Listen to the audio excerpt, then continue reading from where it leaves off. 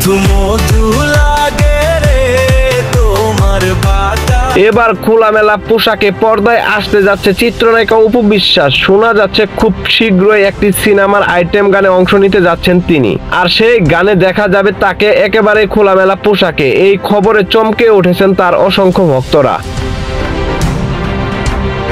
অপু বিশ্বাস, যিনি তার দীর্ঘ অভিনয় জীবনে কখনোই আপত্তিকর বা খোলামেলা পোশাকে অভিনয় করেনি, কিন্তু হঠাৎ করে কেন এমন সিদ্ধান্ত নিচ্ছেন এ প্রশ্ন উঠেছে চারদিকে। নেট দুনিয়ায় ইতিমধ্যে শুরু হয়েছে সমালোচনার ঝড়। অনেকেই বলছে অপু বিশ্বাস একজন সিনিয়র সম্মানিত শিল্পী, তার কাছ থেকে এমন কিছু আশা করেনি দর্শকরা।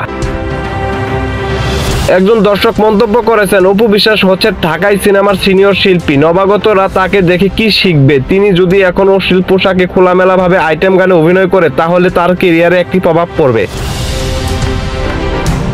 আরেকজন লিখেছেন, আমরা অপু বিশ্বাসকে শালীন পোশাকে দেখতে ভালোবাসি, দয়া করে এই ইমেজটা নষ্ট করবেন না। এই নিউজটি গণমাধ্যমের তথ্য মতে তৈরি করা হয়েছে, নিউজটির সত্যতা জানা যায়নি, তবে এই জন্যই অপু বিশ্বাস এখন পর্যন্ত কোনো মন্তব্য করেনি। চ্যানেলটি সাবস্ক্রাইব করে আলোচনা করতে সঙ্গেই থাকুন। ভালো থাকুন, ভালো রাখুন।